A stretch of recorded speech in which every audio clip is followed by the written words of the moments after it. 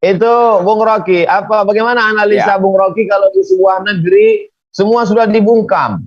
Semua sudah dibungkam. Kira-kira orang yang akan bicara, yang orang akan melawan, kalau perlu semua sudah ditutup. Kira-kira apa yang akan terjadi? Berapa lama bisa terkontrol? itu kalau seluruh pembungkaman berlangsung, itu artinya pemimpin negeri itu tidak punya lagi lawan politik selain dirinya sendiri tuh.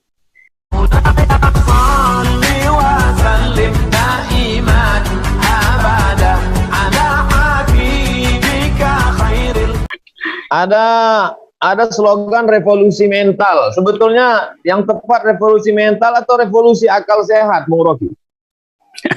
Revolusi mental itu peralatan setelah revolusi akal sehat itu. Jadi dia mesti tahu dulu bahwa semua revolusi yang kita sebut perubahan itu pertama-tama perubahan di akal.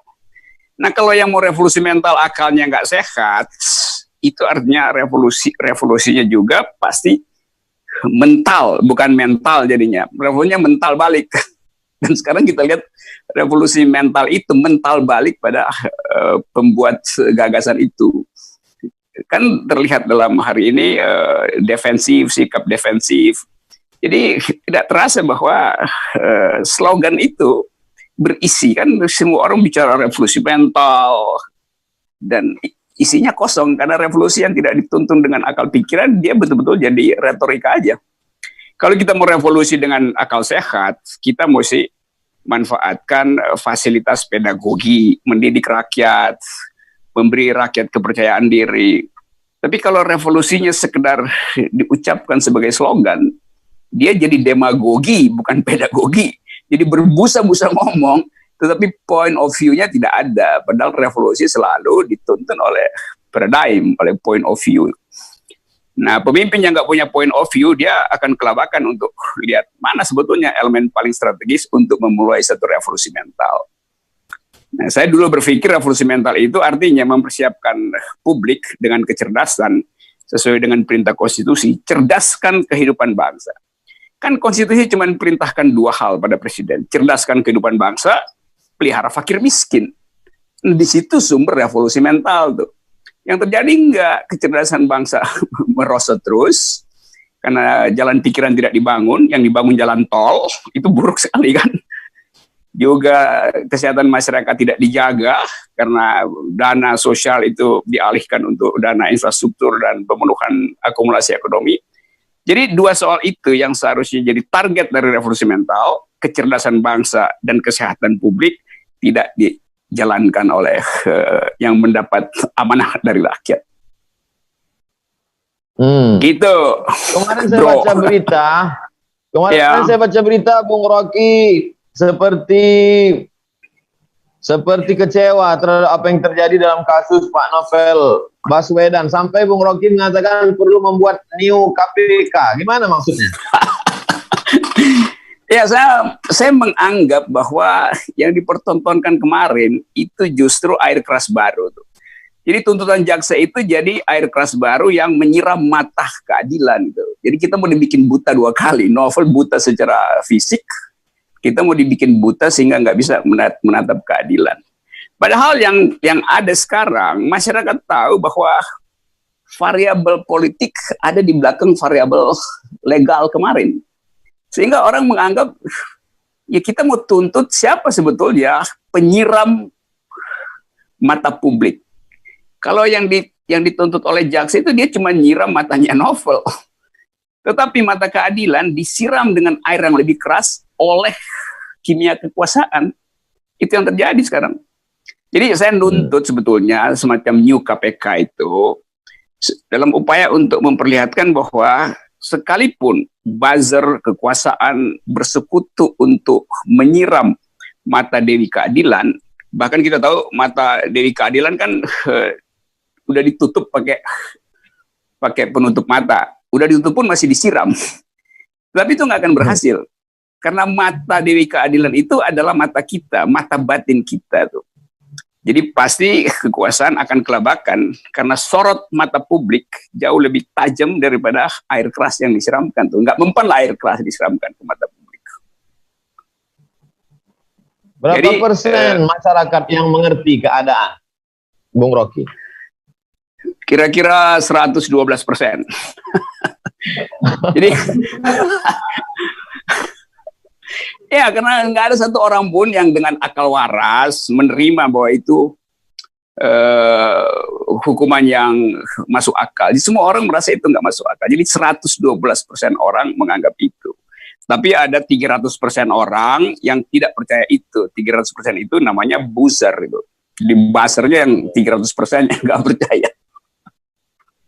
Mengapa orang tidak bereaksi? Karena sudah terbiasa atau menganggap ya sudahlah capek atau apa sebenarnya yang terjadi? Saya kira reaksi tidak bisa diperlihatkan sekarang gitu. Tapi kalau saya tahu seluruh WA mak-mak pagi-pagi udah gosip tentang Novel Baswedan. Seluruh WA webinar yang dilakukan secara tertutup di antara kalangan praktisi hukum juga bicara soal Novel Baswedan. Seluruh grup jurnalis yang kritis bicara soal Novel Baswedan. Jadi kita akan lihat nanti mungkin 1 minggu ke depan pasti koran yang kritis atau majalah yang kritis akan jadikan itu juga cover story. Jadi saya nggak anggap bahwa orang nggak peduli. Kepedulian itu mengendap sementara karena sinisme diperlihatkan lebih dulu tuh. Dengan kata lain, justru berbahaya kalau pemerintah menganggap enteng, kan nggak ada reaksi. Oh iya, akumulasi reaksi itu begitu meledak, nggak bisa lagi ditahan oleh arogansi kekuasaan. Itu bahayanya pemerintah yang tidak peka terhadap analisis non-mainstream. Jadi pemerintah setiap hari pasti panggil penasihat politiknya, kumpulin aparat intelijen, KSP, juru bicara, lalu masing-masing menganalisis. Oh, nggak ada masalah. Padahal sebetulnya presiden kalau dia pintar, dia masuk aja ke WA grup mak-mak, baru dia tahu keadaan sebenarnya. Dia kan bisa pakai nama samaran, terus nyeludup ke WA grup pengajar hukum tata negara, pengajar hukum pidana. Kalau pintar, saya usulin supaya lakukan itu, supaya presiden dapat informasi yang betul-betul sehangat yang dia inginkan. Bukan informasi yang sudah dibekukan, diedit oleh juru bicara, diedit oleh aparat intel, diedit oleh kantor KSB. Kan semua informasi yang masuk ke presiden pasti sudah diedit. Nah, presiden yang pintar mesti langsung. Jadi saran Bung Rocky, belusukan ke grup WA mak-mak. Betul, itu gorong-gorong yang paling berguna hari ini adalah WA mak-mak. Presiden coba masuk ke situ tuh. Itu pasti mereka dia lebih tahu. Jujur ya. Ya. Itulah. Itu Bung Rocky, bagaimana analisa Bung Rocky kalau di sebuah negeri semua sudah dibungkam. Semua sudah dibungkam. Kira-kira orang yang akan bicara, yang orang akan melawan, kalau perlu semua sudah ditutup, kira-kira apa yang akan terjadi? Berapa lama bisa terkontrol? Itu kalau seluruh pembungkaman berlangsung, itu artinya pemimpin negeri itu tidak punya lagi lawan politik selain dirinya sendiri itu. Jadi dia akan jadi monster untuk dirinya sendiri. Kan dalam sejarah begitu kan? Kekuasaan yang membekap mulut orang itu dia tidak punya lagi cermin untuk berkaca di mana sebetulnya arah kekuasaan saya. Maka dia akan bercermin pada dirinya sendiri. Dia akan bercermin pada monsternya sendiri. Jadi kalau dia menutup diri, maka dia sebagai monster hanya punya teman dirinya sendiri yang juga adalah monster. Itu artinya udah selesai legitimasinya tuh. Itu dalil kekuasaan begitu. Dia jadi Leviathan buat dirinya sendiri tuh. Dan mulai masyarakat sendiri kalau bereaksi seperti mereka saksikan apa yang terjadi pada orang yang memberikan reaksi, lalu kemudian apakah masyarakat merasa ketakutan, lalu cuek, lalu diam, lalu ya terserahlah, apa yang terjadi pada masyarakat? Masyarakat nggak takut, dia nggak takut, cuman dia menganggap bahwa persembunyian kekuasaan itu pada akhirnya akan terbuka sendiri oleh kedunguan kekuasaan. Jadi masyarakat menganggap kita nggak perlu cerdas lagi karena setiap hari kekuasaan mempertontonkan kedunguannya tuh. Jadi sebetulnya masyarakat tinggal nonton kapan kekuasaan itu betul-betul berhenti punya energi itu. Dan itu mungkin tidak terlalu lama karena masyarakat juga tahu bahwa ada internal struggle di dalam kekuasaan. Kasus beberapa hari terakhir ini memperlihatkan bahwa pemimpin istana itu gamang dengan tekanan publik soal undang-undang ideologi hari ini. Ada purnawirawan datang ke situ, MUI dengan lantang akhirnya tidak tahan lagi untuk merumuskan pikiran maksimalnya tuh.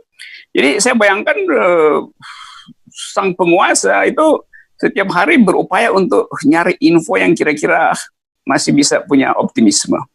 Tapi sialnya pemberi info itu akan mengedit infonya tuh, dan dia kehilangan grip, kehilangan touch pada realitas.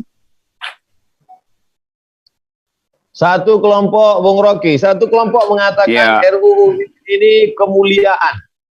Kemuliaan. Yang satu lagi mengatakan itu RUU HIP itu menundukkan Pancasila. Lalu kemudian silang pendapat sampai MUI, sampai Ormas. Apa yang terjadi sebenarnya?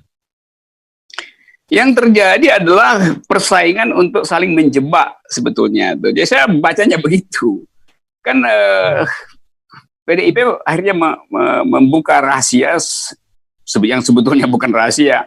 Mengatakan bahwa itu usulan Trisila itu bukan dari dia. Jadi seolah-olah ini cuma soal Trisila atau Ekasila. Padahal ini seluruh konsep tentang ideologi itu yang dipersoalkan.